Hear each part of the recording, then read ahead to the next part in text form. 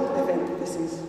I waited for this for 2 years. 2 years ago I was in Mexico City, and I didn't really have an opportunity to talk collectively to people, but let me do that now. I would love to share with you just a little bit of the reason why I'm here. Today is Nelson Mandela's birthday. 22 years ago, I was one of the many musicians who performed at Wembley Stadium celebrating Madiba's birthday. At that time, he was incarcerated in Robben Island. We hadn't even seen a picture of him. We didn't even know what Mandela looked like anymore. And it looked at that time, really, that we might all be crazy, because maybe apartheid could never be overcome. But it was.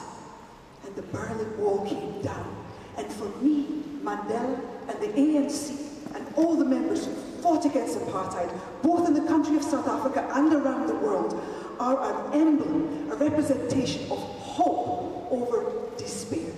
And that is what we need to do. We need to focus, we need to galvanize, we need to be positive, constructive, and committed to long-term change that is possible. I was introduced to the HIV/AIDS pandemic, and in 2003, I stepped foot into South Africa for the very first time.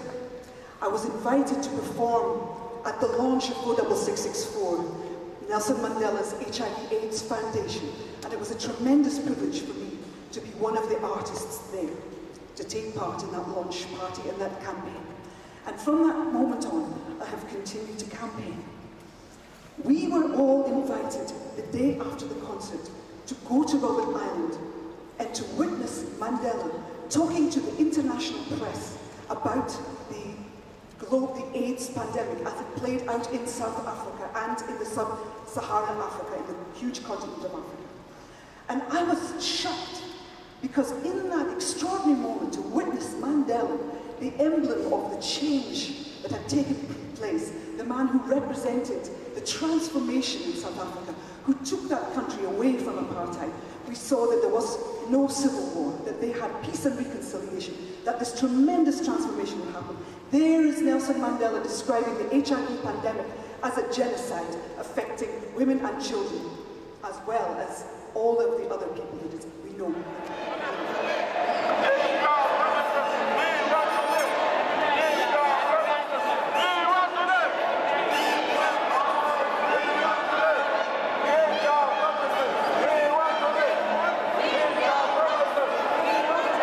And that shook me so much.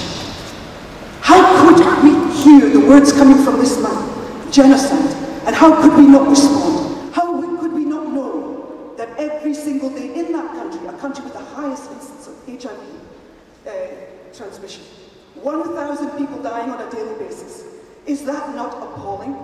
If it had been taking place in a European or Western country, we would all be up in emergency. And I was so shocked by this. I'm a mother.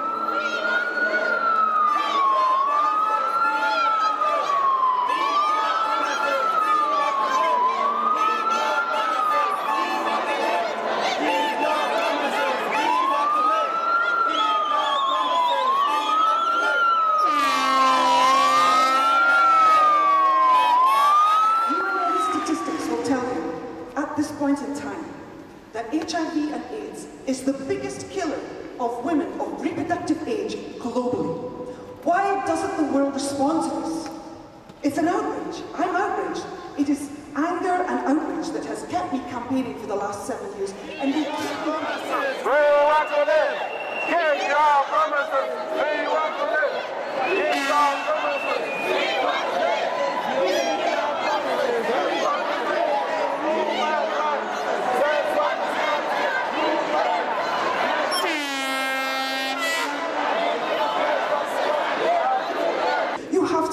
To the idea. You have to force civil society, political leaders, anybody of influence. You must believe that this can change.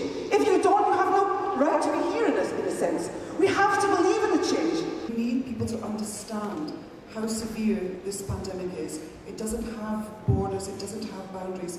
It is our responsibility, it is your responsibility to focus on this incredibly important issue. If there is not the financial commitment long-term from governments and from leadership around the world, then we will see a U-turn, and you will start to see the mortality rates going back up again. And that shook me so much. How could we hear the words coming from this man, genocide, and how could we not respond? This is solidarity. This is solidarity. This is solidarity.